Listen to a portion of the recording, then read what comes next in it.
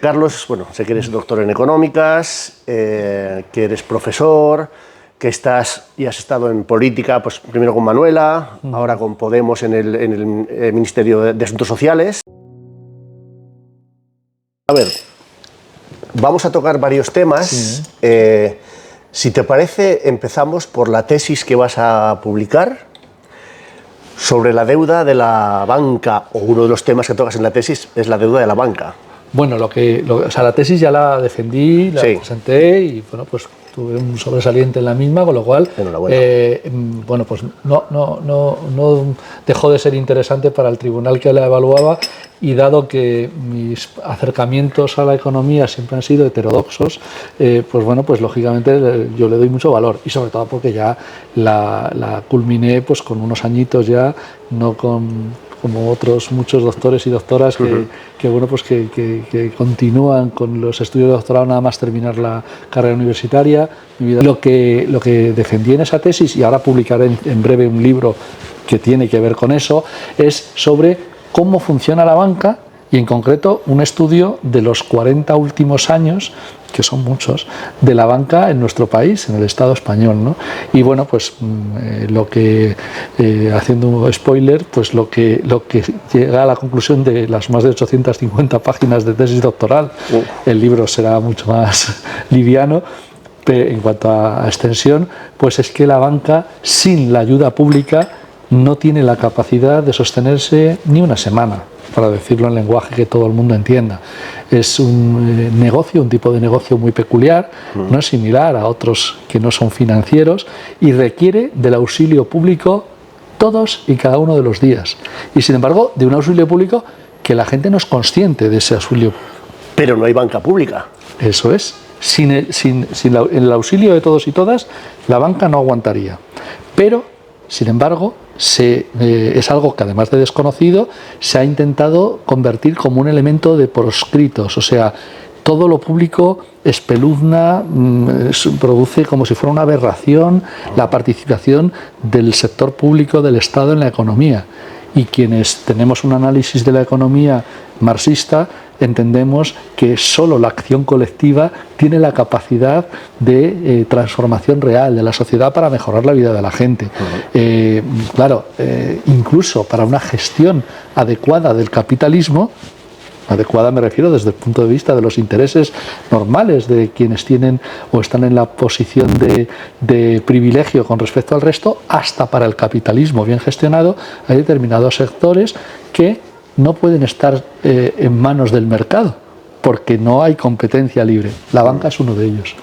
Y sin embargo, eso es algo que normalmente es desconocido. Cuando la gente habla de ayudas públicas y de rescates, dice, no, las cajas de ahorro. Bueno, desconocido que las cajas son privadas, eran privadas. Pero la presencia, o sea, lo público se entiende que es si hay presencia de políticos en los consejos de administración. Y se olvidan, pues lógicamente, que bueno, que primero que hay políticos en el Consejo de Administración del Banco Santander o del BBVA, los ha habido, y de empresas como Telefónica, que es muy de moda precisamente en estos días, y otras similares, ¿no? Por lo tanto, bueno, pues hay un desconocimiento gigantesco que yo no lo atribuyo simplemente bueno, pues a que la gente seamos unos lerdos y no queramos enterarnos y tal. Es que hay un interés profundo en que la gente no conozca cómo funcionan este tipo de mecanismos.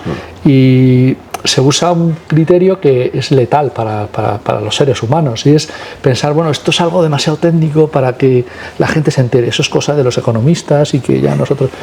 Cuando compras ese mensaje estás perdido, porque detrás lo que hay es intereses profundos, sólidos y perversos para que las cosas no cambien. Pregunta concreta, Carlos. Hemos rescatado a la banca, entre todos.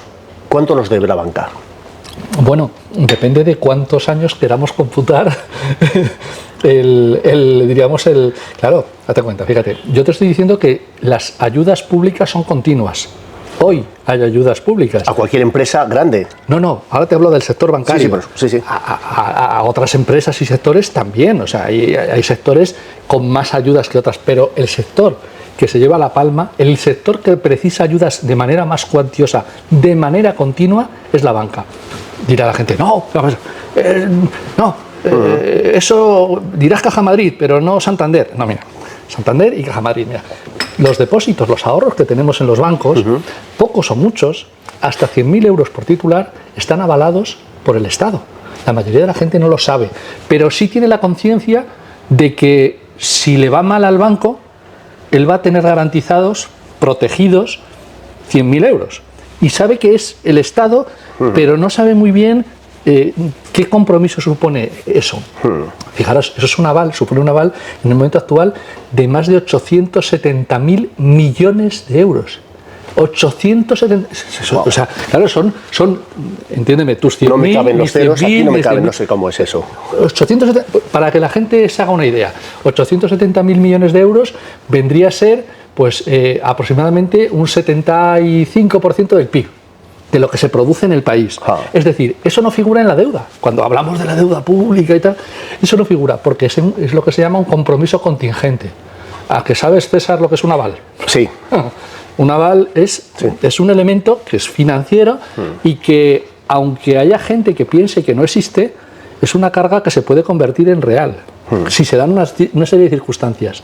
La banca tiene nuestros depósitos porque nuestras economías están bancarizadas. Claro. Ya no hay manera de tener un puñetero móvil o de realizar o cobrar una ayuda social si no tienes una cuenta bancaria.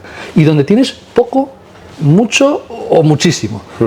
Hasta 100.000 por entidad y titular te está protegiendo ese dinero el Estado. Y diréis, bueno, hombre, pues ¿por qué? Pero pagarán por ello. Pues yo te digo el precio que paga históricamente la banca por ese aval. La media en los últimos 40 años ha sido un 0,15%. Ah, qué bien. Es un aval baratito, ¿no te parece? Está genial. Prueba a ir a una entidad bancaria y decir que te avalen un alquiler o pedir, pues oye, que voy a arreglar un local y que quiero que me des un aval financiero. Si me consigues algo por debajo del 8 o 9%, serás un extraordinario negociador. Claro. Te estoy hablando del 0,15% durante 40 años. Es decir, si eso no es una ayuda pública, que venga Dios y lo vea. O sea, nos pueden deber, creo que lo hablamos la última vez, en torno a 100.000 millones. Ese es el coste del rescate bancario. A eso iba ahora. Que como me enrollo tanto, lo que te digo es que la ayuda pública es continua, constante y gigantesca. Pero el coste del rescate, desde 2008 a la actualidad, ya ha superado los 100.000 millones de euros. El coste del rescate. Y entonces también me podrás decir con mucho y muy buen criterio que yo había oído 60.000. Sí. Claro, es que eso se quedó en 2017. Desde 2017 ahora, el último informe del Banco de España, han pasado cosas. Entre otras, por ejemplo, que la Sareb, el banco malo, pues ya es pública. Tú y yo sabíamos que era pública desde que se constituyó. Desde 2012 sabíamos que esa entidad, avalada por el Estado precisamente, pues era pública, pero se hizo una articulación tramposa para intentar esquivar la supervisión europea. Pero ese dinero no lo han devuelto todavía. No, esos 100.000 millones están perdidos. ¿Cómo perdidos? Perdidos, ya nos hemos perdido. O sea no los vamos a recuperar. Coste. En absoluto, te digo, la única manera de recuperar, la única parte que se recuperaría, según mis estimaciones, sería lo que se podría sacar de la venta de CaixaBank. CaixaBank tiene Bankia, que la absorbió, y hay una parte ahí de las acciones de CaixaBank que las tiene el Estado, ¿vale? 18%, números redondos. Lo que sacara el Estado por vender es lo que podría recuperar, ¿vale? O sea, el 18% que tiene el Estado lo tiene que vender para recuperar una entidad privada. Para convertirla totalmente en una entidad privada, que ya es privada porque el Estado es minoritario. Pero ¿vale? yo cuando pido un préstamo, cualquier ciudadano pide un préstamo para una vivienda... Pero es que no fue un préstamo, César. Sí, no fue un préstamo. Fue un regalo. Eso es lo que... Claro. Bueno, claro, pues, pero es un... Claro, o sea, el préstamo...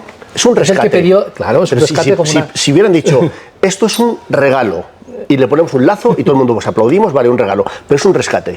Es que fue para que la gente se lo tragara, para que la gente no... además, recordemos el momento en el que esto ocurría. Las plazas todavía bullían 15M. Sí, sí. O sea, las plazas todavía ardían porque nos habían engañado.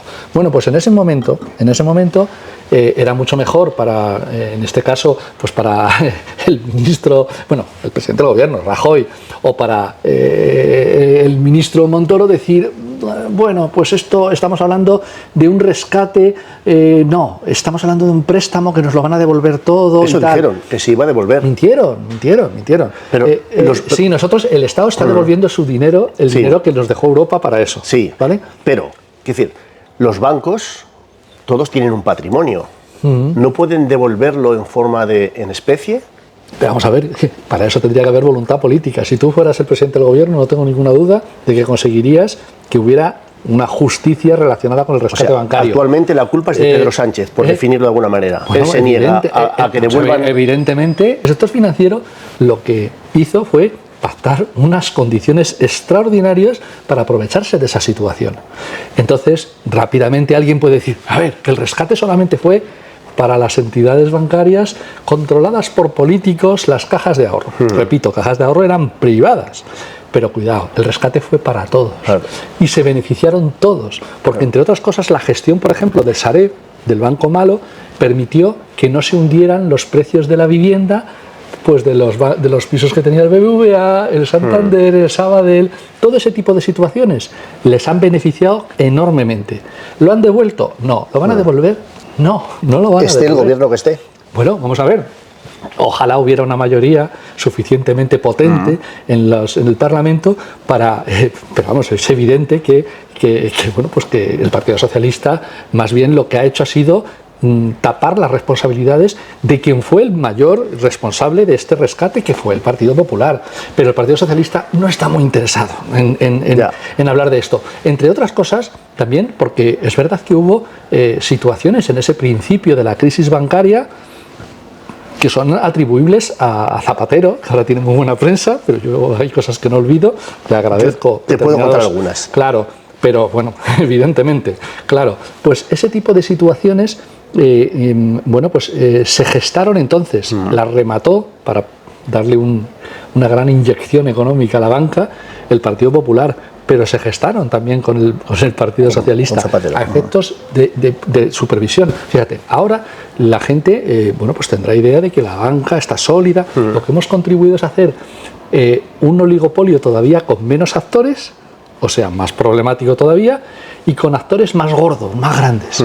Si ya era imposible que pudiéramos dejar caer, sin que se tambaleara la economía, una entidad tipo Bankia, ahora es totalmente imposible que si se estornuda el Sabadell o estornuda o se pone malito el Bankinter, no hablo del BBVA o del Santander, te hablo de las que no son sistémicas. Si estornudan, o les ayudamos más o se viene todo abajo. Porque para empezar, los depósitos que tiene cualquiera de estas entidades, imagínate, Bankinter, pues tiene unos 70.000 millones de euros de depósitos, de hasta 100.000 euros. 70.000 millones. ¿Y cuánto tiene el seguro que haría frente a una quiebra del Bankinter, pues para responder por esos 100.000 euros por titular? Pues no tiene más que 5.000 millones. Claro. Con esos 5.000 millones no se atienden los depósitos. Por eso no se puede dejar caer a Bankinter. Entonces, ni a nadie. Hemos rescatado a la banca. Sí. Tenemos claro que no van a devolver el dinero con el cual se les ha rescatado, ni tampoco van a devolverlo en modo de patrimonio. No, claro. Ya está. Esa es la realidad que tenemos. Claro, otra cosa es que esa situación se puede convertir, cuando la gente la conozca, entre otras cosas, en insostenible desde el punto de vista social. Y así me gustaría que así ocurriera. Tendría que pasar, las olas van y vienen. César, ocurrirá que llegará un momento en que después de todo este rescate, la banca está condenada a tener otra nueva crisis. Le pasa al capitalismo. Pero la pagaremos nosotros otra vez. Claro. Entonces, cuando volvamos a la siguiente crisis, cada vez las crisis bancarias van a ser más gordas, más tochas, más enormes. ¿Por qué? Pues porque la banca funciona con un criterio que no es el empresarial de las sociedades no financieras, y es que funcionan muy apalancadas. El apalancamiento es un concepto, es endeudarse. O sea, es decir, yo como accionista pongo poco dinero y pido mucho prestado. Por ejemplo, en depósitos. Claro. En depósitos, oiréis ahora mismo que la mayor parte de los depósitos se retribuyen, le pagan a los ahorradores una mierda, muy poquito, muy poquito. Además están avalados por el Estado y eso es un pasivo, una deuda con la que el banco luego hace maravillas, le saca una rentabilidad muy superior. O sea, el negocio suyo está establecido para que los accionistas pongan poco y se endeuden mucho y por lo tanto tengan un riesgo gigantesco. Y si va mal, palmamos todos. Una fábrica de zapatos, si va mal, una fábrica de zapatos, por grande que sea, si va mal, pierden sus proveedores, pierden sus trabajadores, antes que los proveedores incluso, si no cobran o si les despiden. Y hasta ahí. Una entidad bancaria, aunque sea pequeña, ya no te digo nada, si es mediana, si le va mal, todos. Vale. Entonces, entiendo que es el... Por eso no puede ser privada. Claro. Por eso entiendo que es el gobierno el que no permite que haya una banca pública. Claramente. Vamos a ver, los gobiernos han... pero cuidado, no en todos los países, o sea, el planteamiento de la Unión Europea, ahí va... O sea, el planteamiento que te estoy diciendo no es que tuviera que haber banca pública, sino que no podría haber banca privada. Pero por una sencilla razón, Para que pueda haber una actividad privada, alguien puede decir, claro, este es un comunista que lo que quiere es que todo sea público. No, yo no estoy llegando a eso. Yo creo que lo básico debería ser público. Techo, comida, energía, esencial, sanidad y claro, educación. pues eso es lo que yo pienso. Es decir, si la educación y la sanidad creo que funcionan más o menos siendo públicas, ¿por qué no la energía? ¿Por qué no la banca? Y hasta la alimentación básica. Y la alimentación, por supuesto. Y la atención a nuestros mayores, el sistema de dependencia y los cuidados. O sea, fíjate, ya está, ahí estaríamos de acuerdo. Fíjate, pero el planteamiento es el siguiente. Cuando decía lo del tema de la banca, me refería a lo siguiente. Yo no digo que no pueda haber un banco que diga, no, es que yo quiero hacer negocio y quiero que esto sea solo de mis accionistas. Vale. Si tú me pides un aval de 860.000 millones de euros, ¿tú qué precio? Te tendré que poner un precio de mercado, ¿no? No al 0,15, eso, al 8, ¿no? Claro. ¿Y sabes lo que ocurre? Que no ganan suficiente para pagar ese aval. O sea, los beneficios estos últimos años han sido históricos de la banca. Pero son históricos siempre y cuando no paguen a precio de mercado las ayudas públicas. Si las pagaran a precio de mercado, no ganarían. Yo de manera demagógica en muchas ocasiones critico en redes sociales, digo, la banca, beneficios gigantescos y tal, pero también lo pongo después. El problema no es que gane mucho, el problema es que gana poco. Además, gana insuficiente para lo que necesitan los propios accionistas, que lo necesitan ellos, para poder meter e invertir en los bancos. Si los bancos tuvieran que pagar las ayudas públicas a precio de mercado, a mí me parece muy bien. Toda la banca privada, ¿tú quieres ser banco privado? Banco privado. Ni una ayuda pública, digo yo. Claro. ¿O qué ayudas públicas hemos tenido los demás para nuestras actividades privadas? Cero. No las tenemos, ¿no? Si es algo que es esencial, a ver, pero no una ayuda pública constante y estructural, como te comento, por ejemplo, de la aval a los depósitos. Hay más ayudas públicas. Te estoy hablando de la más gorda. Y que además toda la gente la entiende y sabe qué ocurre. Sabe que cuando deja un dinero, abre una cuenta en un banco, no se preocupa de la solvencia del banco. O tú te preocupas de, oye, este banco, si yo he abierto una cuenta, si tengo ahí 3.000 euros, supongo que es solvente, pero si no es solvente, me da igual, porque yo voy a reclamar al gobierno. O sea, todo el mundo piensa, vamos, Pedro Sánchez, como el Santander no me devuelva el dinero, no piensas en Ana Patricia Botín, piensas en que Pedro Sánchez tiene que devolver el dinero porque es un compromiso del Estado. Claro, eso es verdad. Si es así... para que no ocurra, para que ese aval, para que esa empresa sea privada, pues tendría que prescindir de esa ayuda pública, ¿o no? ¿Qué ocurre? Pues que el Santander pues, gana 8.000 millones de euros el año pasado. Pues gana mucho. Pero si pagase por el aval de los depósitos bancarios que debía, pues no le daba.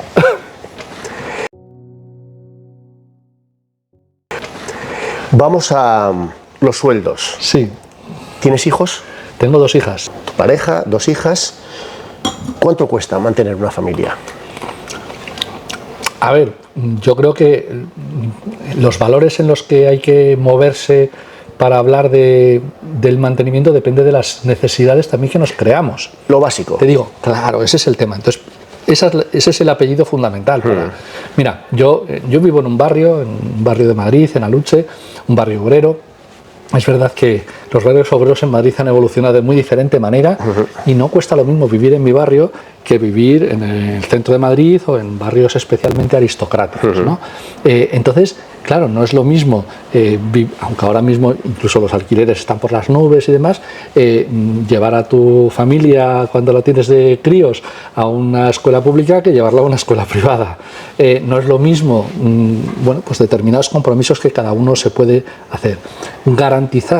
Garantizar ese estándar mínimo sería lo que, a lo que tendría que estar obligado el colectivo. A eso le llamamos en nuestra sociedad Estado, ¿vale? Claro. Aunque no es la única forma. Entonces, desde esa perspectiva, cuando se analiza lo que tendría que garantizar el Estado, diríamos, en cuanto a provisión de fondos, se habla, bueno, pues que el salario mínimo tiene que llegar al 60% de los salarios medios a nivel europeo, porque si no llega a ese 60% del promedio, no vas a poder sostenerte. Hay, en el momento actual, César, muchas personas trabajadoras pobres, en el sentido de dificultad.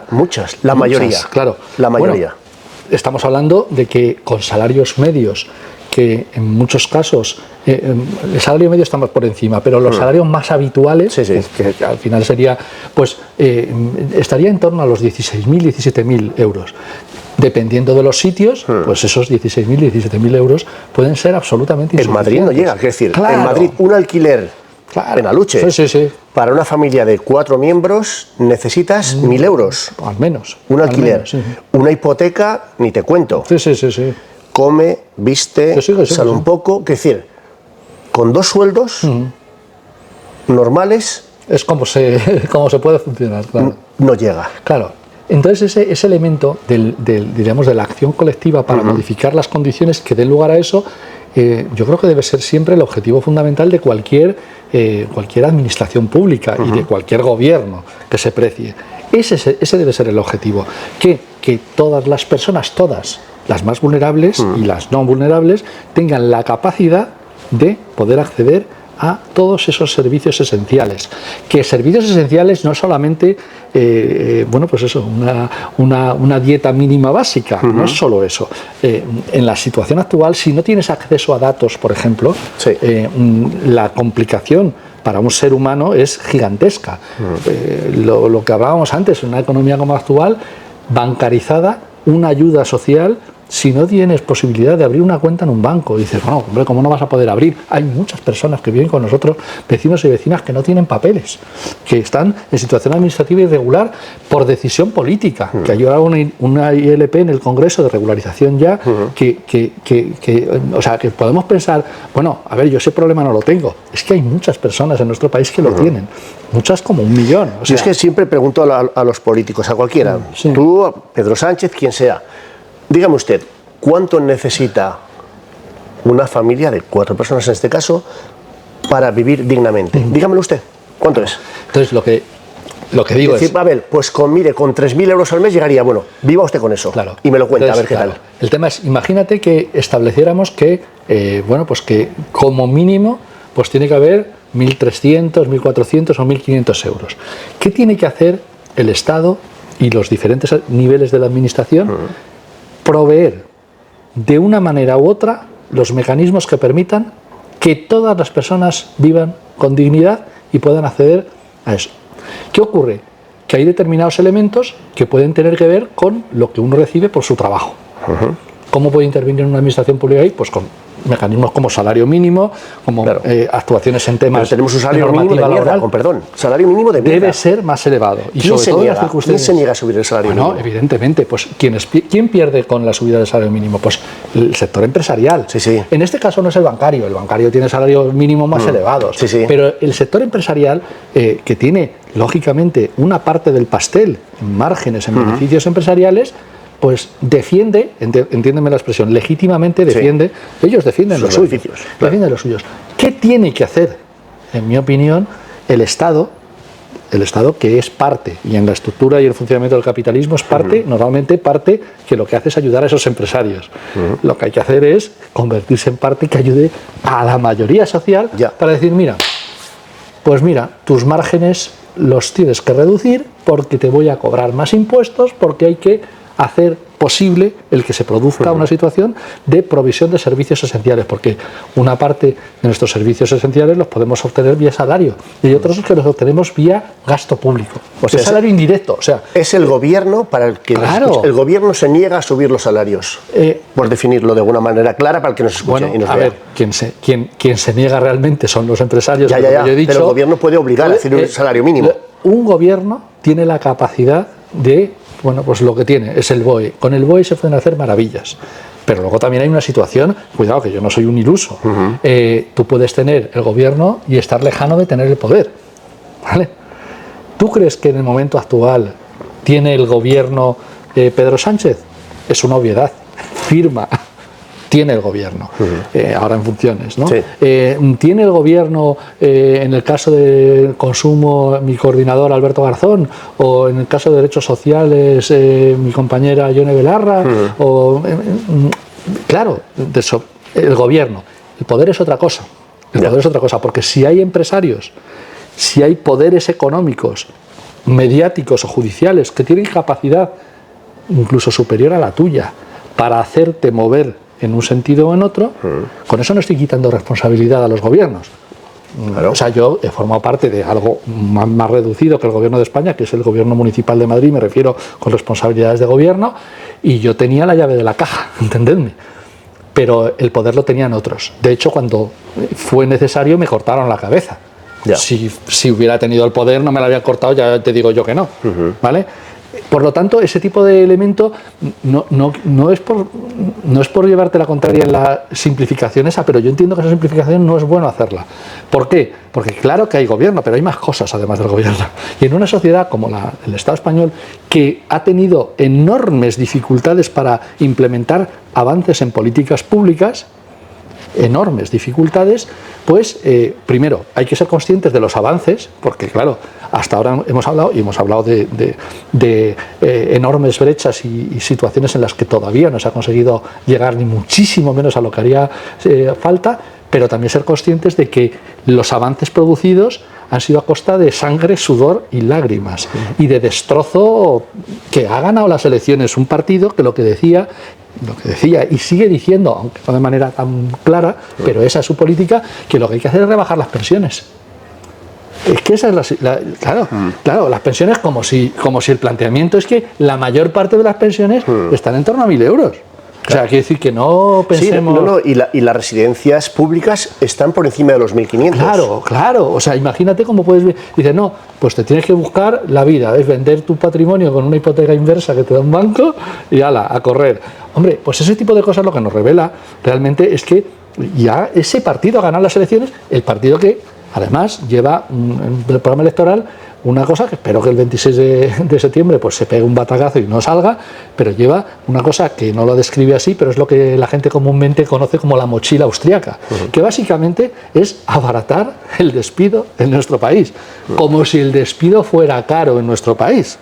Dices, claro, pero entonces, ¿por qué lo quieren abaratar más? Bueno, pues porque si se abarata el despido y se flexibiliza el mercado de trabajo en la línea que quiere el Partido Popular, Vox, pues, y quería Ciudadanos, pues el planteamiento es que la rentabilidad empresarial va a ser mayor.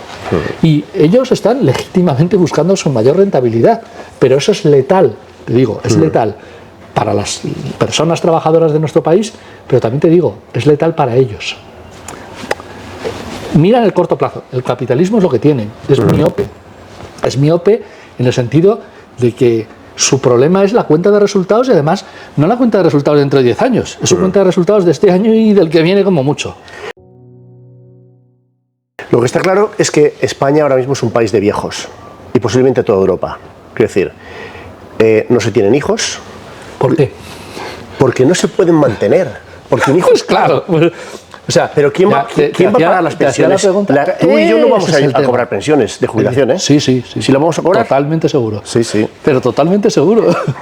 Que sí, tengo serias dudas, pero bueno. No, es un tema de voluntad política. Mientras se vaya... Pero ¿cómo vamos a cobrar una pensión decente si nuestros hijos van a ser mileuristas? Pero pues precisamente por eso hay que... Bueno, primero, el planteamiento con respecto a la forma de abordar esta crisis, y en eso ha tenido mucho que ver mis compañeros y compañeras en el gobierno y gentes que han currado como bestias para conseguir que hubiera otra forma de abordar la crisis, ¿vale?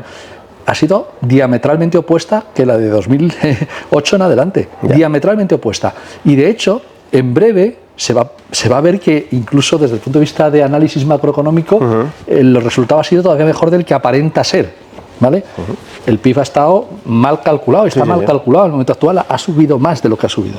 A mí el PIB me da igual, lo que me importa es cómo vive la gente. Pero entiéndeme, pero desde el punto de vista de tratamiento económico de la crisis, no se ha hecho devaluando los salarios. Una situación de pandemia y luego de crisis inflacionista y guerra de Ucrania y demás, no se ha hecho bajando salarios. Cuidado. Que tienen que subir mucho más, por descontado, pero no se ha hecho haciéndolo como se venía haciendo tradicionalmente. ¿Y por qué? Porque somos muy buenos nosotros y hemos sido capaces, las gentes de Izquierda Unida, de Podemos, de las fuerzas de transformador, la verdadera izquierda, ¿vale? Porque somos muy listos. No, también es que hay que ver claramente que el propio funcionamiento del capitalismo tiene una dificultad. Te hablaba antes de la miopía del capitalismo. La miopía es que si se hubiera hecho de la misma manera el tratamiento de la crisis que el anterior, el derrumbamiento económico, ¿a quién le afecta más? Pues cuanto más rico, más le afecta. O sea, quiero decir que ha sido también que pensemos en que si lo han hecho, no ha sido solamente porque hubiéramos tenido la habilidad de poder plantearlo y conseguir aprobaciones de cosas, sino porque realmente también les interesa, porque como nos ahoguen demasiado, la gente cuando está muy explotada, pues ya sabes que termina saltando. Históricamente es así. Bueno, pues de alguna manera... Tengo serias dudas ahora mismo. Tengo serias dudas en ese sentido. Es una realidad histórica. O sea, otra cosa es podemos diferir en el momento en el cual un aletargamiento va a dejar de serlo y va a convertirse... Pero eso es una realidad. Sí. Eso es una realidad. Yo te digo que si se da una circunstancia en la que al enclaustramiento de la pandemia se hubiera seguido un despido libre masivo de la gente, un impago de prestaciones, pues a lo mejor la gente pues no se había quedado en casa. ¿Por qué?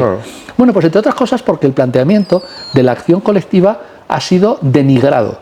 Ha sido, bueno, pues los impuestos. Los impuestos es, en este caso, una herramienta fundamental de redistribución de la riqueza, de reequilibrio de las digamos, diferencias sociales, y algo todavía más importante, y es que permiten financiar el salario indirecto. Eso que hablábamos, o en especie si quieres, el salario indirecto, que es toda esa inversión pública, todo eso que es sanidad, que es educación, que es atención a mayores, que son cuidados, que son esos elementos, que son también calles y carreteras, y que es luz, y que es sistema, y policías, y sistema judicial, y todo eso. Pero todo eso es salario indirecto. Si tú haces que ese salario indirecto cada vez sea mayor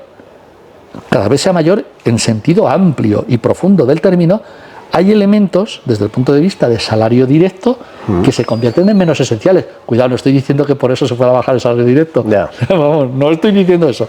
Pero entiéndeme lo que quiero decir. Si hay ciertas cosas, o sea, ¿qué tendría que ocurrir a una familia de chavales, un par de chavales o chavalas jóvenes que se juntan para hacer su vida en común a partir de ahora? Si estamos hablando de que con salarios de 1.200 o 1.300 euros lo pasan jodidísimo, si lo pasan o se juntan, no llegan. Pero imagínate que el alquiler en Madrid, el alquiler de vivienda pública, fuera 150 euros al mes. Claro, como en Austria. Claro, pero cuidado, y como el plan que yo llevé en Madrid permitía hacer. No es que se pueda hacer en Austria, en Madrid se puede hacer. Pero si tú haces una operación Chamartín para levantar edificios de oficinas y el suelo público se lo vas al BBVA para que pegue un pelotazo, entonces ya no puedes poner vivienda a 150 euros al mes. Cuidado, 150 euros al mes le resulta rentable hasta la administración pública. Es decir, no es algo que le genere problema al colectivo, pero le quita el margen al constructor, a la inmobiliaria, al banco. A los que rescatamos. Claro. Pero entonces, tú imagínate que... Pero claro, dices, entonces, ¿cómo financias ese mayor gasto público, esa inversión que tienes que realizar? Pues está inventado, son tributos. Y tributos que tienen que ser progresivos, o sea, escalonadamente superiores, y en manera proporcional, proporcionalmente mayor a quien más renta y patrimonio tiene. ¿Qué pasa? Pues que esos no quieren, porque los que más han acumulado, pues no quieren. Y ya digo, hablaba antes y utilizaba la palabra, es legítimo que no quieran. Si a mí me parece, me da igual, que quieran o que no quieran. Pero ¿qué tendríamos que hacer el colectivo mayor y la mayoría? Que entendemos que además eso es bueno incluso para ellos. Me imagino que estarás, evidentemente estoy seguro, siguiendo todo el tema de las inteligencias artificiales. Hablaba un experto el otro día, varios, diciendo que de aquí al 2030, pasado mañana, que posiblemente se pierdan en torno a los 1.000 millones de puestos de trabajo en el mundo. Yo creo que se equivocan el número, pero me da igual, aunque fuera la 10ª parte. O sea, todos los avances tecnológicos a lo largo de la historia, y este es uno muy importante, fíjate si me preocupa a mí como profe universitario, que estoy modificando la docencia para este curso próximo, porque ya hay ciertas cosas que no me merece la pena pedir desde el punto de vista, yo intento tener poca prueba de examen y mucho trabajo en clase el alumnado. Pero claro, pues si te lo va a hacer el ChatGPT, pues ¿para qué voy a hacerlo? O sea, que te quiero decir que esos cambios tecnológicos es muy potente, muy importante. Pero también te digo una cosa, en absoluto considero que las transiciones tengan que ser solamente en una dirección. Mira, nos falta o nos van a sobrar puestos de trabajo por determinadas cosas que pueden hacer las máquinas, ¿no? Sí. ¿Y cuántos puestos de trabajo nos hacen falta, por ejemplo, para tener garantizado el derecho al cuidado en nuestro país? Bueno, te digo sí, no, evidentemente los trabajos manuales todavía tienen un recorrido. Pero no solo manuales. Te estoy hablando, es que garantizar el derecho al cuidado también tiene componente tecnológico. También lo tiene. A eso voy, que ves robots asistentes en Tokio ya levantando ancianos, es decir, que las personas empezamos a sobrar en muchos ámbitos de la vida laboral. Y seguimos faltando, y en grandísima medida, en otros aspectos. El trabajo, fíjate, pues es una cosa que es brutal, ¿no? Cada día hay en España, datos de la Organización Internacional del Trabajo, 130 millones de horas, 130 millones de horas en trabajos de cuidados no remunerados.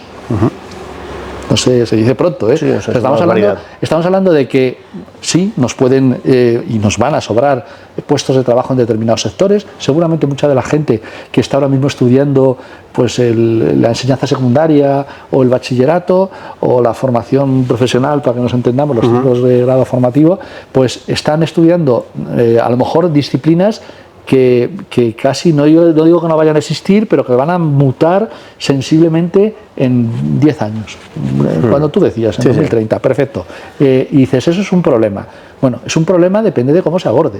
O sea, yo jamás consideraría que lo que hay que hacer con los avances tecnológicos es meterlos debajo de un cajón porque eso va a destruir empleo. No.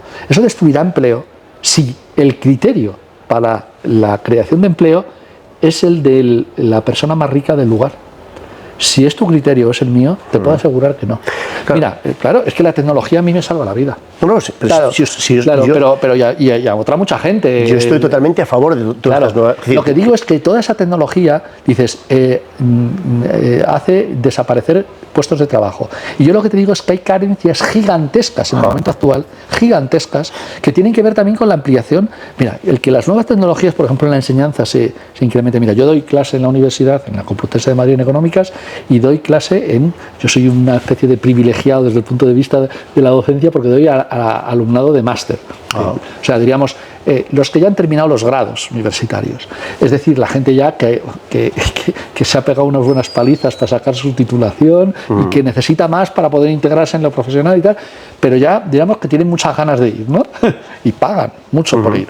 Bueno, pues yo tengo a 10 personas en clase, 15 personas en clase. Cuando he sido interino en enseñanza secundaria o en bachillerato, tenía 35 o 40. Sí. Fíjate si hay capacidad de mejora, pero cuando tienes a 40 personas en clase no les puedes atender. No les puedes atender, no les puedes de verdad formar. Más allá de que haya ChatGPT e inteligencia artificial.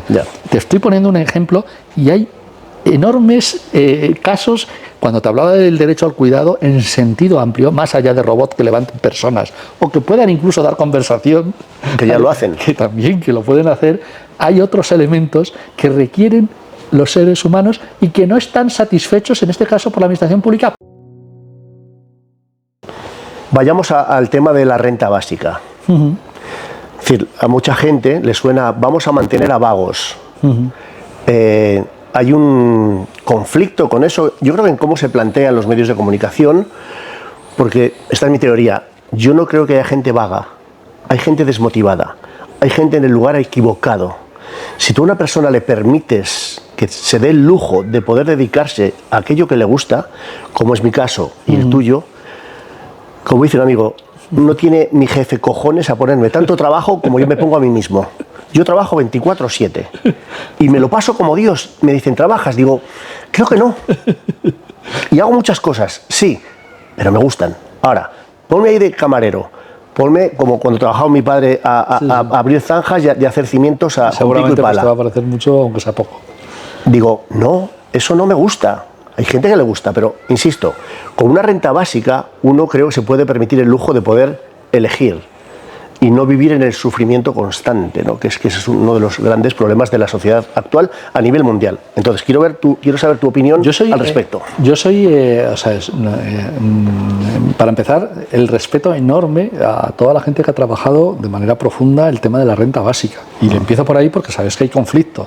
Yo, como parte de la Dirección Federal de Izquierda Unida, hemos desarrollado la combinación de ese elemento. Hemos buscado una síntesis, hemos planteado trabajo garantizado, o sea, hay que garantizar el empleo y combinarlo con rentas básicas no universales, porque sería para los que no pueden trabajar, ¿vale? O podríamos incluso incluir no pueden / no quieren, ¿vale? Pero lo de la universalidad en la renta básica yo creo que tiene elementos ahora mismo sociológicos complejos para poder conseguir cuando estamos donde estamos, con los poderes situados como están situados, con el coste que eso supondría desde el punto de vista, o sea, vamos a ver, no sé, algunos nos estamos pagando, nos llevamos pegando ya unos par de añitos o 3 en la última etapa, antes también, para que el impuesto sobre el patrimonio, ese que bonifica al 100% la Comunidad de Madrid y le perdona 1.212 millones de euros en el año pasado a unas pocas familias ricas en la Comunidad de Madrid, para que ese impuesto sobre el patrimonio que está, diríamos, recaudando en los sitios donde se recauda 1.300 millones pase a 10.000. Wow. Y eso es una subida, para que nos entendamos, números redondos, de 9.000 millones de euros. Cuidado, que son 3 ingresos mínimos vitales buenos, no la mierda que tenemos ahora, por desgracia, ¿vale? Sí. O sea, que es una cantidad. Valdría para triplicar el ingreso mínimo vital, ¿vale? ¿Qué pasa? Que nos estamos matando para eso y no tenemos no hemos tenido posibilidad ni capacidad, por el número de votos que hemos tenido en las elecciones últimas generales, para poder conseguir llevar eso a término. Un planteamiento de renta básica universal que le entregue, por los datos que han hecho la gente que más ha trabajado en el tema, yo también he hecho estudios relacionados con el tema, pues entre 9 y 10.000 euros por persona, por el hecho de ser persona, tiene elementos desde el punto de vista filosófico, político, que tienen muchísimo sentido, pero yo no lo veo. O sea, no lo veo más que combinado. Ahora, hay elementos que son esenciales y que se pueden aprovechar. Por eso yo hablo de síntesis.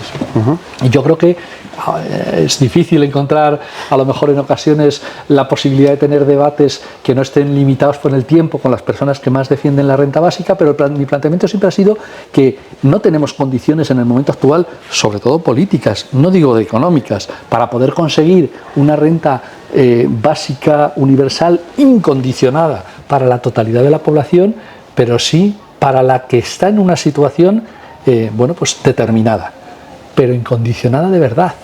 ¿Qué problema ha tenido el ingreso mínimo vital? El ingreso mínimo vital podría haber sido una experiencia maravillosa, y no lo está siendo, ¿vale? No. Pero el elemento no es, fundamentalmente es porque la gran mayoría, lo ha dicho la propia IREF cuando ha analizado el ingreso mínimo vital, y la IREF no es el Soviet Supremo, la IREF es más de derechas que el grifo del agua fría. Bueno, pues la IREF ha dicho que es que está quedándose muchísima gente fuera porque no tienen la capacidad de poder hacer hasta los trámites para poder solicitarlo. O sea, quiero decir, y sin embargo, tenemos establecido, y eso tenemos solucionado, o sea, la renta mínima, la renta básica universal para los empresarios en materia de la construcción es la declaración, diríamos, unilateral por parte de quien va a construir de que no va a generar daño medioambiental. ¿Vale? Bueno, ¿por qué no para las ayudas sociales? Claro. ¿Por qué no para el ingreso mínimo vital? Cuidado, eso no quiere decir que no se investigue después si usted ha dicho que no tiene ninguna renta y a lo mejor le estamos pagando el ingreso mínimo vital a quien no. Claro, los defensores puros de la renta básica universal sin ningún tipo de problema dicen no, es que no hay que dedicar ni un recurso, tiene derecho a todo el mundo y no engañan a nadie. Claro, eso tiene un problema. Y es la limitación de recursos. Y dices, pero es que no tenemos limitación de recursos porque realmente te digo yo de dónde sacarlos. Claro, pero para sacar ahora mismo 400.000 millones de euros en España, ¿vale?, que no arreglarían todo el problema, no se arregla con la rebaja de ayudas sociales de determinados tipos, no se arregla de esa manera. Estamos hablando de otro presupuesto adicional igual al que tenemos, ¿vale? Claro que yo quitaría lo que nos gastamos en la corona, en todo el presupuesto militar y otras muchas cosas, pero no hay para eso. Tenemos la fuerza política para eso. Bueno, pues yo lo que digo es que vayamos por partes. ¿Por qué no garantizamos 2 millones de empleos para llegar a cosas que no son rentables económicamente para la iniciativa privada y son imprescindibles para que vivamos mejor todos y todas? Como eso de garantizar el cuidado, dotar a la sanidad pública y a la educación pública, lo que te decía de las ratios de educación, es que si todo el mundo tuviera en enseñanza secundaria obligatoria, en primaria, tuviera 10 alumnos, claro, ¿qué saldría de ahí? Saldría la gente motivada. César, yo te puedo asegurar que el fracaso escolar se reduciría brutalmente. El fracaso escolar y todo lo que conlleva de delincuencia precoz, de o sea, montones de cosas, simplemente teniendo personas, trabajando con personas. En mi familia hay muchos profesores. Yo digo que están los profesores mal pagados y trabajan muchas horas. Y además, el ratio de las clases. Es decir, no puedes dedicarle la misma intensidad y la misma calidad de enseñanza a 45 alumnos que a 10 o a 15.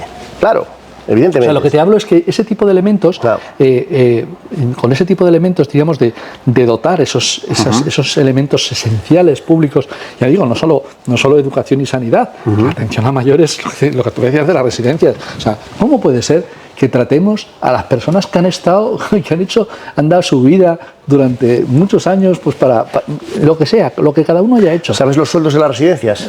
Los sueldos de los profesionales, de los que le limpian el culo a los abuelos, las abuelas, no llegan a 1.000 euros, claro, en muchos casos. Y se meten ahí horas, lo conozco de primera mano.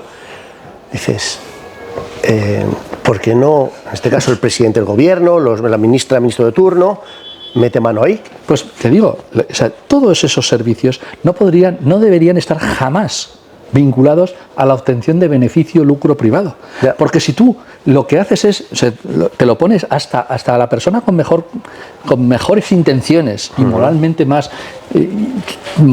equilibrada del mundo, le dices, no, mira, es que esto es un tema de ingresos y gastos. Y si es un empresario, pues si se le disparan los gastos, pues va y le va a pagar 1.000 euros o menos si puede. Y si puede, en vez de, oye, mira a ver si en vez de cambiarle los pañales 2 veces al día, se los cambias una. Bueno, claro, pues ese tipo de ahorros no se puede ahorrar en eso. No se puede ahorrar en eso. En lo que hay que ahorrar es en múltiples gastos improductivos que no tienen nada que ver con estos servicios. Es que a lo mejor muchos ministros... Pero lo que digo es que para eso tiene que ser iniciativa únicamente pública. Pero únicamente pública y viendo... Entonces, te puede decir alguien, que yo conozco una residencia pública o un cole público en el que el profe es un desgraciado y el que... A ver, cuando algo gestionado de manera colectiva, pública, funciona mal, lo que hay que hacer es que funcione bien, no privatizarlo. O sea, claro que hay cosas que pueden funcionar mal desde esta perspectiva. Bueno, pues lo que hay que hacer es arreglarlas para que funcionen bien. Porque si no entra el elemento lucro, o sea, joder, yo no me imagino en mis relaciones con mis amigos y amigas, yo me voy de vacaciones en manada, con grupo, mi comunidad cristiana. Bueno, nosotros no tenemos mercantilizado, sí, tenemos mercantilizado que alquilamos un sitio grandote para ir allí, claro, y nos metemos. Esa parte es mercantil. Nuestras relaciones entre nosotros no son mercantiles. Claro. Nos hacemos los favores y nos contamos las cosas, y no nos cobramos.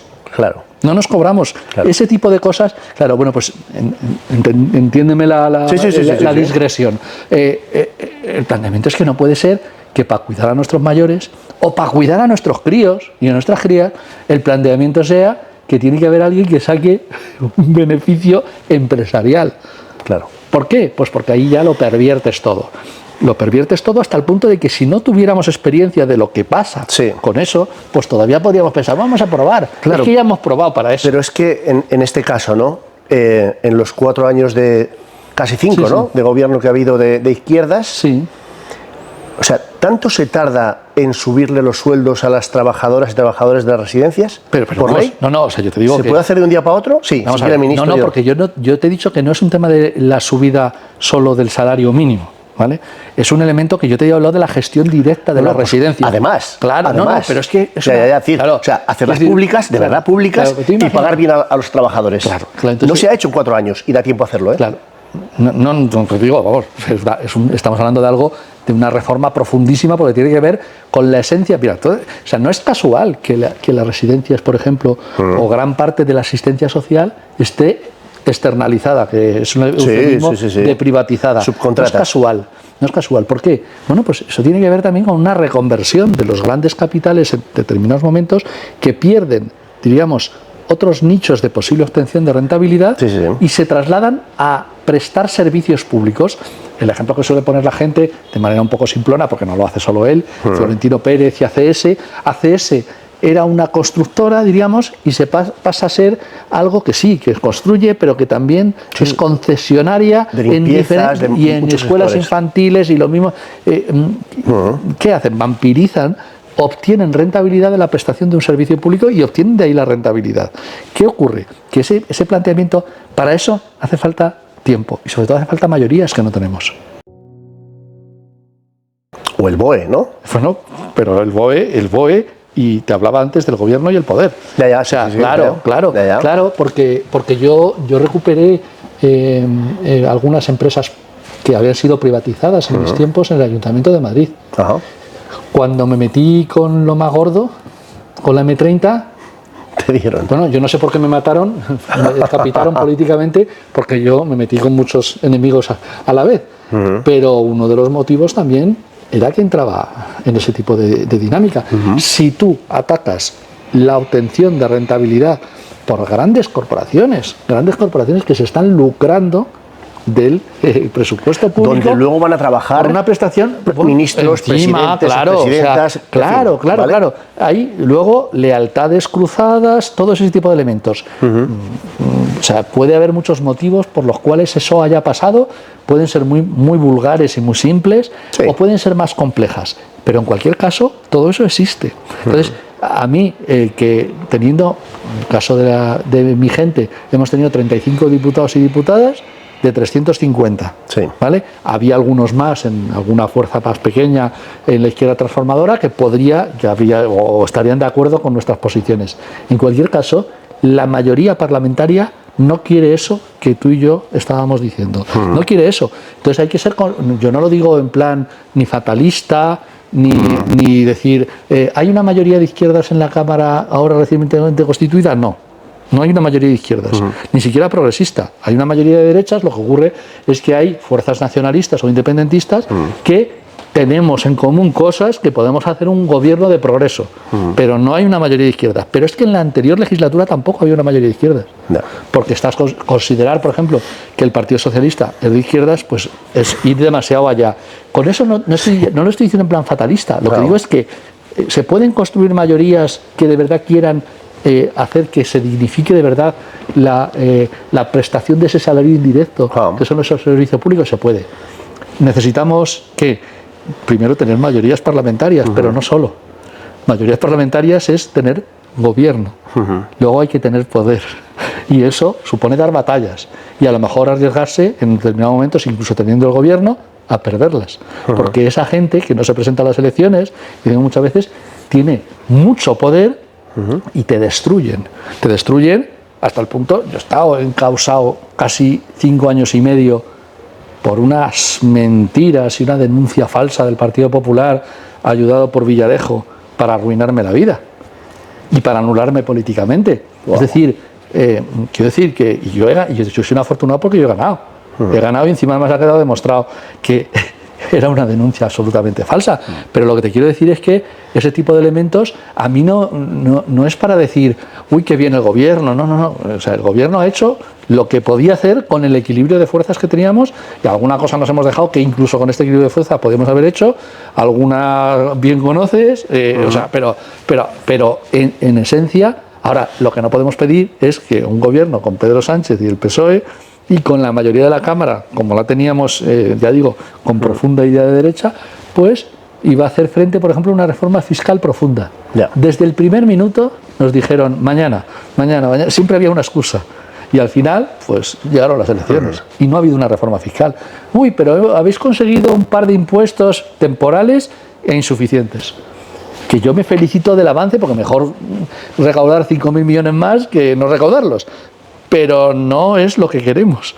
O sea, para abordar esa idea profunda, pero profunda y perfectamente posible, que no es ninguna locura.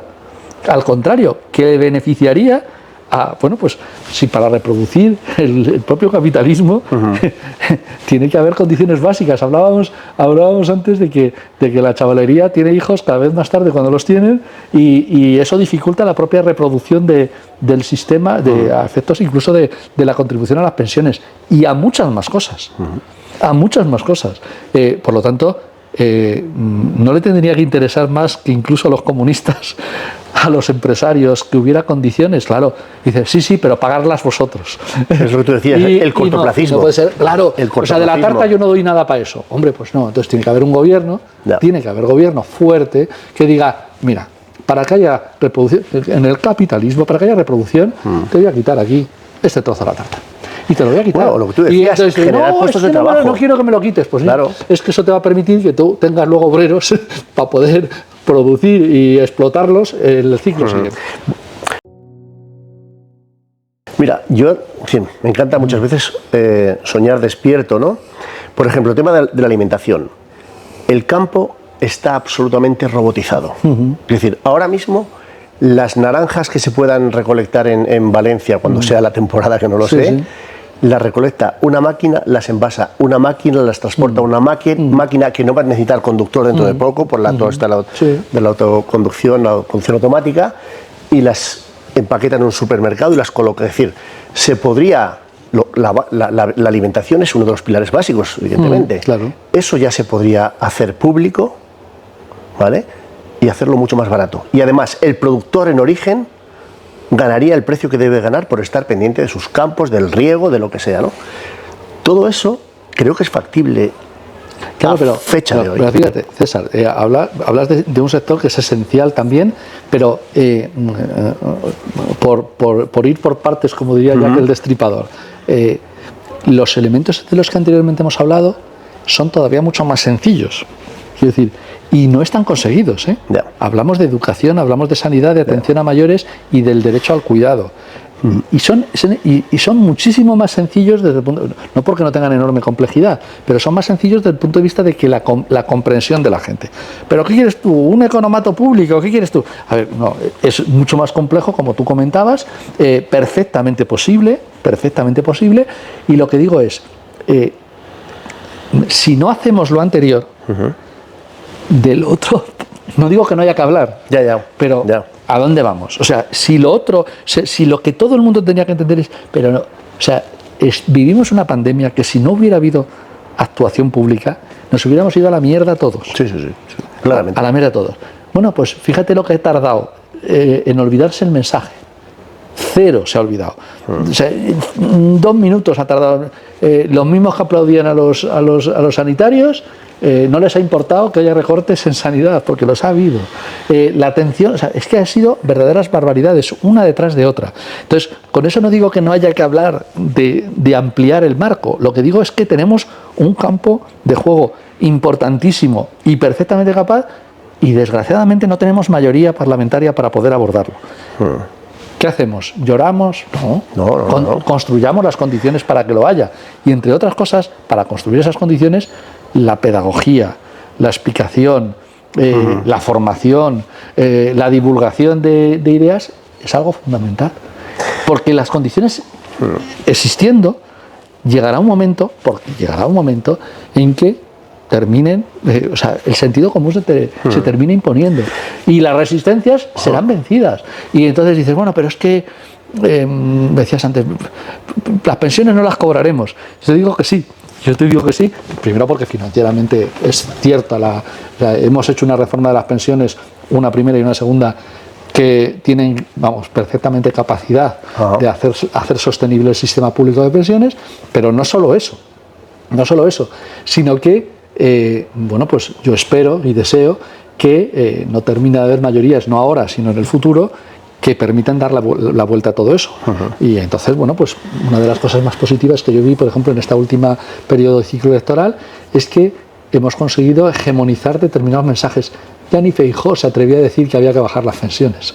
Y recuerdo que la reforma fue para eliminar un elemento, que era un mecanismo de equidad intergeneracional, que era un mecanismo que había puesto en marcha el PP, que tenía que ver, como la gente va a vivir más años, pues le repartimos entre esos más años la pensión y tiene que cobrar menos.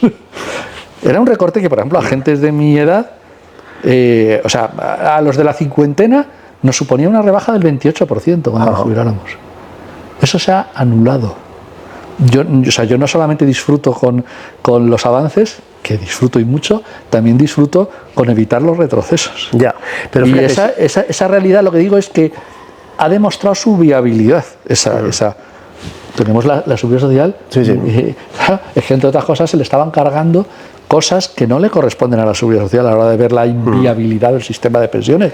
Tú apuntas, el ingreso mínimo vital no tiene que ir apuntado contablemente. Luego da igual, sí, todo es una caja única, los ingresos y los gastos, pero a que es importante saber dónde te gastar las cosas. Bueno, y claro, pues esto es lo mismo. Aquí hay un tema muy importante para mí, y es, yo veo a la juventud, hablo de los 18 todavía son críos y crías. Bueno, hay mucha gente muy madura, ¿eh? Sí. Pero hay una especie, están como desengañados con la política, están hartos, están desmotivados, ven que su futuro profesional es totalmente incierto, que sus salarios van a seguir siendo de mierda, y sigue habiendo una fuga de talentos espectacular. Yo a mi hijo tiene 18 años recién cumplido, le digo, vete cuando puedas de este país. Profesionalmente te van a cuidar mucho mejor en otros lugares que aquí.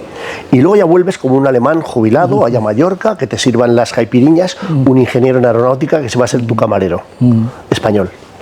Bueno, quiero decir que no te voy a decir yo si se tiene que ir tu hijo o no, pero lo que yo digo es, es verdad que hay mucha gente desmotivada y que parte de las políticas implementadas, no hablo solamente de la derecha política, en general, hasta la que está metida en la educación, hasta la que está es quitarle a la gente, digamos, el estímulo, el sentimiento de pensar que las cosas pueden ser mejor, ¿no?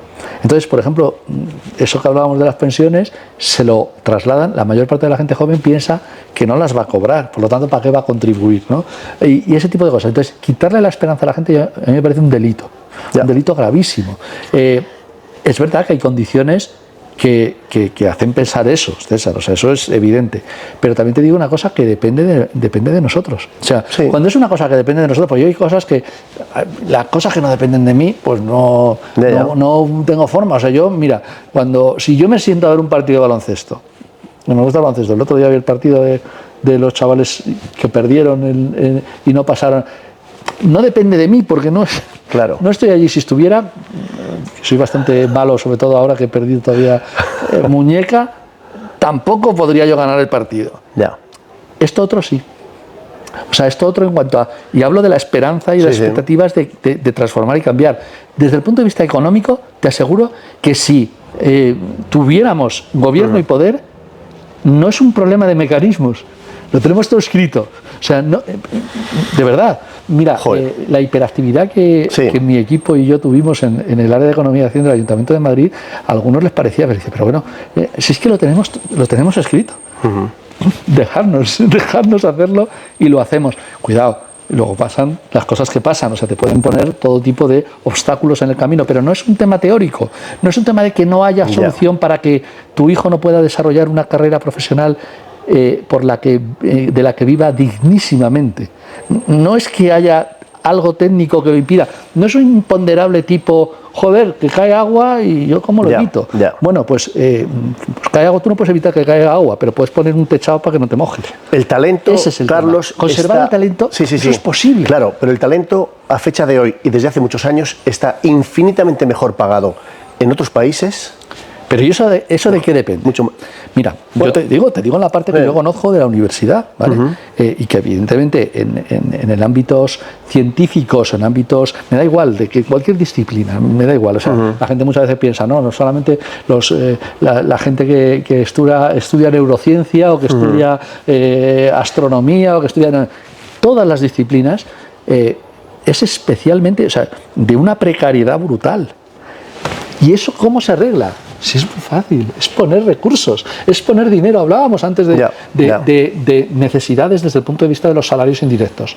Pues, por ejemplo, el que, no solamente en la universidad, que no puede parecer sino clasista, pero hablaba por el tema de la universidad es la mina de todo. Ya, pero que ese tipo de cosas no solamente lo tendríamos que aplicar a la universidad, pero en la universidad concretamente, un chaval que seguro que tiene estudios y que dice, mira, mejor fuera.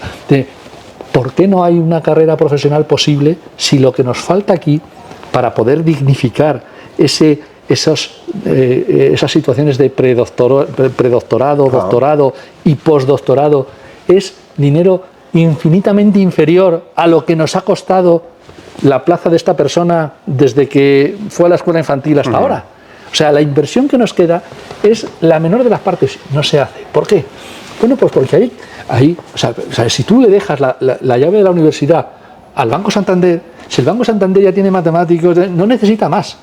Prefiere que tu hijo y otros se vayan fuera y o si son trabajadores aquí, sean trabajadores precarios. Ahí no le podemos pedir, pero ya digo, no es por maldad. Es que los business, ellos son necesitan, business. ellos negocian. Pero ¿qué tendríamos que hacer desde el ámbito colectivo?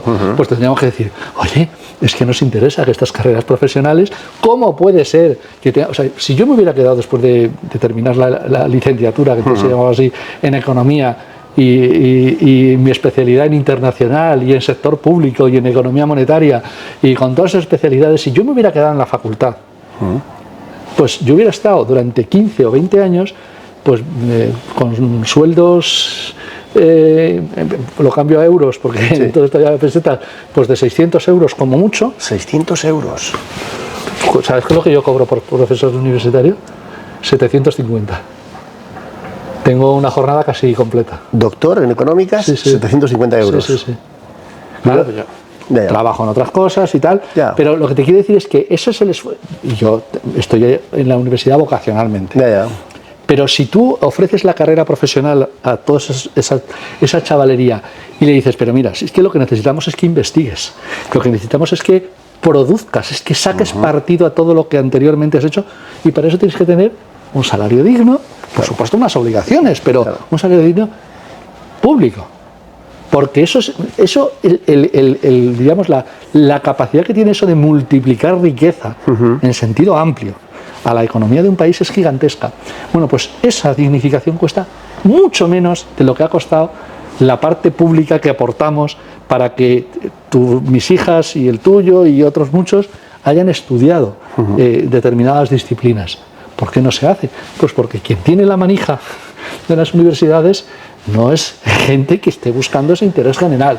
O sea, no estamos hablando de algo tan imposible de conseguir. Lo que te quiero decir, y dices, oye, bueno, y en estos 5 años no se han hecho. Bueno, pues claro que no se ha hecho ni muchísimo menos lo que había que hacer, pero lo que te quiero decir es que no estamos hablando de algo, o sea, lo jodido es arreglar mi páncreas, eso no tiene arreglo, ¿me entiendes? Bueno, lo tendrá. Bueno, a mí me dijeron eso cuando hace casi 30 años, pues empecé a ser diabético. Dijeron, no, bueno, eso, poco tiempo. No es tan poco tiempo, pero te digo, esas cosas sí que pueden considerarse que investigar para ese tipo de cosas, pues puede ser incluso puede haber algo que no le logres encontrar solución. Para estas cosas de economía que estamos hablando, todas tienen solución, y además soluciones que son sencillas. Lo que pasa es que, o sea, no pienses que son enormemente complicadas. Nada de lo que hemos hablado es especialmente complicado. Pero sí que tiene elevadas dosis de joder a unos poquitos. Ya. Y eso es lo malo. O sea, lo malo es que estás diciendo, mira, sí, pero tú no vas a poder ganar lo que estabas ganando en cuanto a millones de euros. Hombre, es que yo no quiero. Ya. Claro, entonces, ¿qué tiene que haber? Pues bueno, pues suficiente capacidad o de persuasión o de imposición por parte del colectivo para mirar el interés general. Porque si no, pues no se solucionan los problemas. Ya, pero ¿qué es lo que tiene que pasar entonces? Es decir, lo que tú decías antes, ¿no? Una revolución social para que de repente diga, señores, hay que reorganizar la fiesta. Claro, claramente. Claro. El elemento es ese. O sea, el elemento es que la gente, bueno, pues muchas ocasiones, bueno, es que la gente no se mueve, las condiciones no facilitan que la gente se mueva. A ver, que entre comillas la policía no es tonta, que jornadas largas o excesivamente largas de trabajo, situaciones de precariedad, situaciones, bueno, el propio bombardeo de los medios de comunicación con el todos son iguales o esto no tiene arreglo.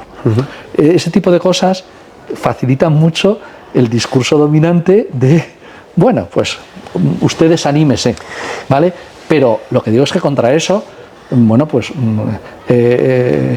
¿tiene fácil solución? Pues bueno, pues todo tiene fácil o difícil solución, depende del esfuerzo que pongamos. Claro. Yo soy de los que pienso que lo veré, que veré un cambio. Yo soy bastante optimista. Y yo por eso pienso que es difícil o no. Mira, los días antes del 15M, yo fui a la manifestación del 15M, pues muy cerquita de por aquí, recorriendo las calles, y había mucha más gente que otras veces. Mis hijas me decían en aquella época, oh, papi, otra mani, sí, han supo manis.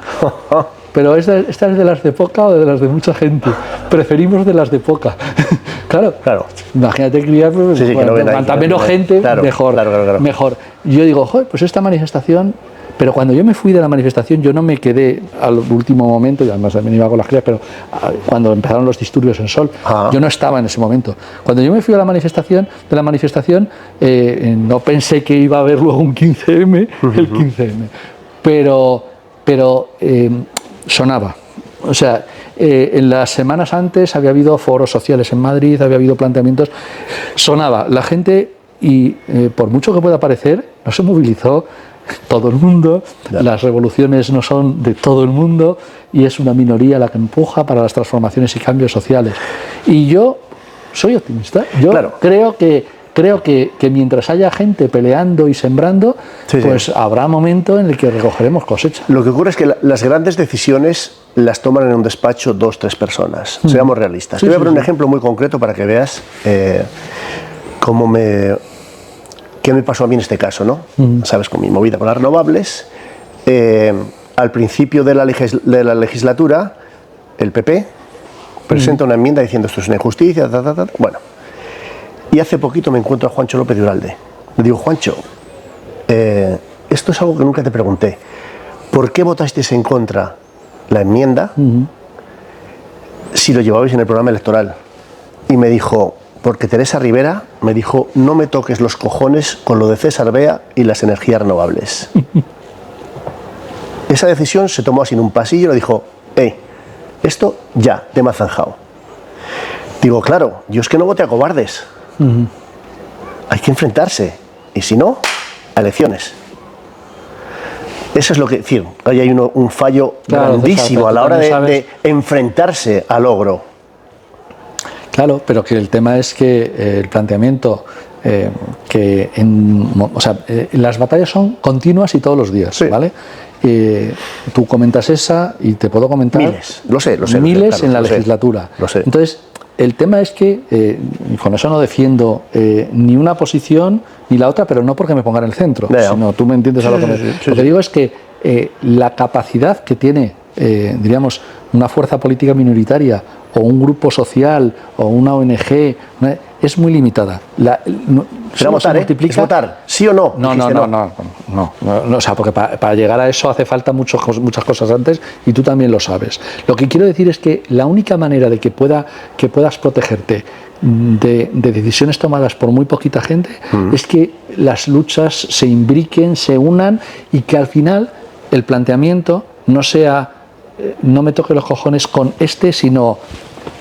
Claro, vale, entonces, claro, no me estoy desviando. Lo que te quiero decir es que eso lo podemos generalizar. En gran medida, nuestro gran problema, y la situación no lo facilita, el gran problema es que tenemos una situación en la que no se facilita el que la gente se pueda organizar, que la gente pueda, incluso se habla mal de sindicarse, de participar en partidos políticos, o sea, todo eso, de alguna manera, son herramientas que los seres humanos en las sociedades hemos ido encontrando para hacer, diríamos, para solventar y evitar eso mismo que tú denunciabas, y es que unos poquitos en unos despachos puedan tomar decisiones que perjudiquen no a una persona, a una y a muchas. Al país. Claro. Entonces, ¿qué ocurre? Que para que eso, quiero decir que no es menor el que ese tipo de situaciones ocurran, y que hay forma de evitarlo. O sea, quiero decir que por mucho que se haya querido destrozar, diríamos, la acción colectiva, sigue existiendo. Sí. Con dificultades, sigue existiendo. Tú te puedes intentar cargar la credibilidad de un partido político, bueno, pues aparecerá otro. Pero la forma, o sea, socialmente va a haber gente, creo y espero, afortunadamente, el tiempo suficiente para darle la vuelta a la situación desde el punto de vista de la organización. Pero, claro, si lo miramos fríamente, decimos, bueno, esto es como lo de Sísifo, vuelta a empezar. Ya. Porque hay ciertas cosas, dice, o sea, sí, teníamos Unidas Podemos y ahora, sí, venga, ahora a consumar, no sé qué y tal. Las piedras que haya que subir. Y hay veces que pensamos que en el otro lado tenemos un muro sólido, imposible de, wow, esto es pétreo, esto es... Nada más lejos, César. Ya. Nada más lejos, porque eso que se convirtió, y en el ejemplo tuyo en concreto, en una aparente muralla infranqueable, tú bien sabes que no era ni tan muralla ni tan infranqueable. La voy a derribar, que te conste. Pero no te quepa la menor duda. Pero lo que te digo, bueno, pero digo antes. Sí, o sea, sí, no, ya. Digo, antes, ese tipo de murallas son derribables. O sea, quiero decir que a mí lo que me asusta, lo que te decía, las cosas para las que no tengo capacidad de intervención para solucionarlas. Las que sí que podemos, que decimos, mira, esto se puede hacer. Es que se ha opuesto esta, bueno, pues ya veremos cómo nos la quitamos de en medio, o no sé qué, o es que este es el que ha hecho esto, o es que dicen, pero es una obviedad, o sea, el planteamiento, ahora salía la de la historia de la noticia esta de Telefónica, y yo ponía en redes sociales una cosa que digo, mira, menos rasganos las vestiduras con que venga aquí el Fondo Soberano de Arabia Saudí y compre el 10% de Telefónica, cuando hemos privatizado Telefónica y hemos dejado de ganar un montón de dinero por el simple hecho de haber tomado decisiones que las tomaron. Felipe González empezó, abrió la puerta y Aznar pasó por ella. Claro, ese tipo de situaciones lo que revela dice, hombre, que nos lo han hecho, pero que se puede cambiar, claro que se puede cambiar. Claro. Hay que tener, pues eso, la capacidad de la constancia, la pelea continua, y claro, pues hay veces que dan ganas de decir, oye... Claro, pero es que la vida es muy corta, Carlos. Ya, pero bueno, pero la acción colectiva va más allá de tu vida y de la mía. No, ya, sí, pero que en el corto plazo yo también vivo, es decir, si lo hacen los empresarios, digo, yo tengo un hijo que tiene ya 18 años, digo, búscate la vida tú. Claro. Porque ya has visto lo que han hecho a tu familia, que hemos estado solos, en un colectivo de miles de familias, ¿verdad? Es decir, el discurso va por ahí. Es búscate la vida tú, tus hijas. Carlos, que te va mal la vida, lo siento mucho. Ya, pero ¿sabes? Yo creo que también es que el mensaje, yo humildemente, simplemente como conversación y desde el cariño que sabes que te tengo, es el planteamiento es que por malas experiencias que podamos haber tenido, que yo las he tenido en el ámbito político también, pero puedo asegurar de quedarme solo en determinadas circunstancias y todo eso, por esas situaciones no impugnan el discurso de que juntas sí que podemos. O sea, quiero decir que vale, que en muchas ocasiones pues dan ganas. A mi madre muchas veces me dice, pero bueno, hijo, te has dedicado todo este tiempo y tal, y mira, ahora todavía tienes un puesto precario en la universidad. Pues no pasa nada, mamá, nunca me ha faltado de comer. Bueno, y, está bien, o sea, quiero decir, está bien. Lo que digo es, pero lo colectivo sí que ha tenido la capacidad de seguir ilusionándome. Yo no, de verdad que no soy un vende motos, o sea, que me lo creo de verdad, o sea, no. Carlos, yo he montado una ONG. Que a pesar de. Pues por eso que digo que tú también crees y sigues creyendo en la acción colectiva y en la acción. por muchos sinsabores y muchos cabreos que te hayas sufrido a lo largo de tu vida, pero sí que el planteamiento, claro que lo entiendes, y no solo lo entiendes, sino que el camino va por ahí, más allá de que es normal que cada uno le digamos a nuestros hijos, por favor, intenta no pisar el mismo charco que he pisado yo, ¿no? Oh, tremendo. Hablaremos más veces, seguro. Nada, encantado. Carlos, tío, muchísimas gracias, de verdad. A ti, un placer.